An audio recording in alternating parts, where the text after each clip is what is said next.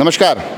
इन दिनों राजसमंद में एक कार्यक्रम बड़े विशेष रूप से हर एक की ज़ुबान पर भी है और बड़े सुर्खियों में है। पीछे के अगर आप थोड़ा सा देखेंगे दृश्य तो बड़ी सहजता से आपको अंदाज़ा हो जाएगा कि मैं किस कार्यक्रम की बात कर रहा हूँ। और आज आखिरी दिन है तो उससे जुड़े हुए कुछ अनुभव बटोरने में भी आज आ ही गया। भूपेंद्र जी साहब मिल गए। इनकी बात मैं जब इनसे बात करता हूँ, इनके कुछ शब्द मेरे सामने थोड़े दिनों पहले आए थे, जो प्राप्त हैं वही पर्याप्त हैं। तो ऐसा लग रहा है कि ये जो कार्यक्रम जितने दिन चला वो पर्याप्त था, या यहाँ पर आकर थोड़ा बहुत मन डगमगा जाता है?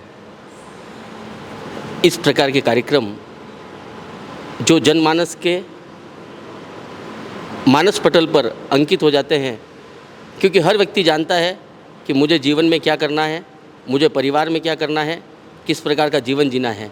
लेकिन जिस प्रकार जल कहीं जमा हो जाता है तो वहाँ कांजी का निर्माण हो जाता है, उसी प्रकार हम मनुष्य जीवन में, मानवीय स्वभाव में, सांसारिक जीवन में कहीं न कहीं हम किसी न किसी रूप में उस आवरण में आ जाते हैं। और गुरुजनों के और संतों के सानिध्य में, उनके आशीर्वचन से, उनके प्रवचन से कहीं न कहीं हमें एक नई दिशा, नई ऊर्जा मिलती है।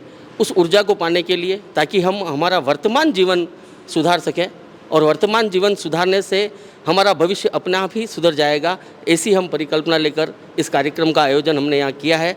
और निश्चित ही हमारी राजसमंद की जनता काफ़ी सौभाग्यशाली है कि इस प्रकार के राष्ट्र संतों द्वारा जो 4 दिवसीय प्रवचनमाला यहाँ पर आयोजित की गई, उन सभी का श्रवण कर कर अपने जीवन में कहीं न कहीं नई ऊर्जा और नई दिशा जरूर प्राप्त करेंगे। इस प्रकार का हमारा कार्यक्रम। तो ये जो कार्यक्रम था राष्ट्र संत ललित प्रभ जी, चंद्र प्रभ जी, उनके माध्यम से जो एक व्याख्यान की एक श्रृंखला चली, तकरीबन कितने लोग इसमें आए और क्या कार्यक्रम का स्वरूप रहा? इस 4 दिवसीय कार्यक्रम में लगभग 1500 से 1700 लोग प्रतिदिन यहाँ पर प्रवचनमाला में व्याख्यान सुनने आते थे।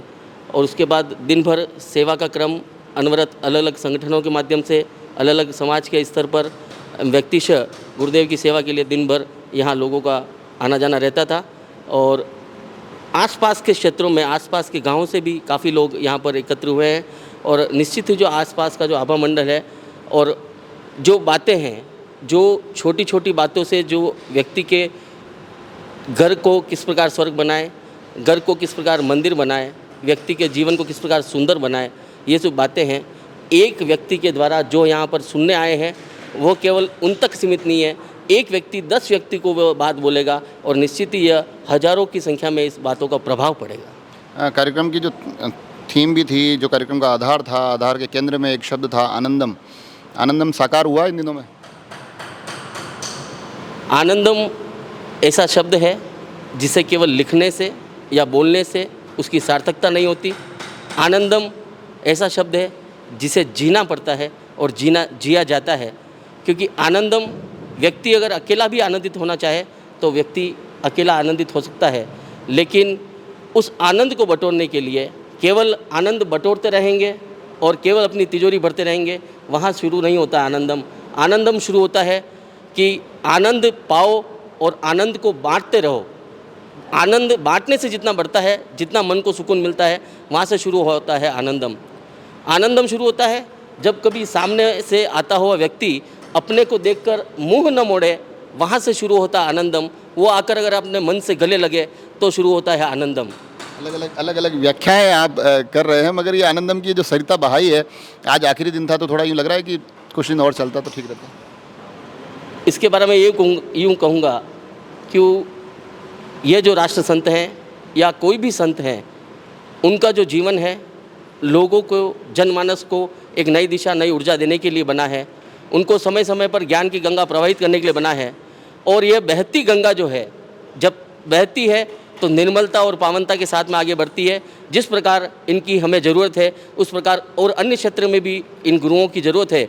तो निश्चित ही कहीं पर जब पानी इकट्ठा हो जाता है, जमा हो जाता है, तो धीरे धीरे वो मेला होने लगता है, एक आसक्ति का भाव हो जाता है। उसी प्रकार संतों में भी विचरण की जो प्रक्रिया है वो इसीलिए बनाई गई है कि वो आगे से आगे बढ़ते हैं, आगे से आगे अपने ज्ञान का विस्तार करते हैं, लोगों को पास ज्ञान पहुंचता है, ताकि सभी का विकास हो। तभी हम जो कहते हैं कि वसुदेव कुटुंबकम, एक परिवार के रूप में रहेंगे, तो वो जो विचार आएंगे, जो निर्माण होगा, तभी हम भारत को और अपने राष्ट्र को शक्तिशाली कर पाएंगे। और सब में इस प्रकार के विचार की भावना, हर घर अच्छा होगा, हर व्यक्ति अच्छा होगा, तो अपने आप ही राष्ट्र सुदृढ़ निर्माण होगा। जो ये कार्यक्रम पूरा चल रहा है, जहाँ राष्ट्र संत अपनी प्रवचन दे रहे हैं, उसको लेकर अलग अलग हम कोशिश कर रहे हैं कि अपने अनुभव यहाँ से साझा करें। सुनील जी भाई साहब हमारे साथ है, क्या अनुभव रहा इस पूरे आयोजन को लेकर आपका? मेरे हिसाब से इनकी वाणी में जादू है, और जो भी आदमी इनके एक बार टच में आ जाता है वो इनको भूलता नहीं है। और ये कार्यक्रम में मैंने देखा कि अमूमन क्या होता है, कार्यक्रम होता है तो जैन समाज के लोग आते हैं, मगर यहाँ मैंने देखा कि इस बार हर एक समाज के लोग आ रहे थे और बड़े आनंद के साथ पूरा समय दे रहे थे। तो ये भी अपने आप में एक बड़ी बेहतरीन पहलू है। ये इनकी शैली और आवाज़ में जादू है, जो हर इंसान को भगवान देता है, वो मेरे हाथ में नहीं है। हाँ।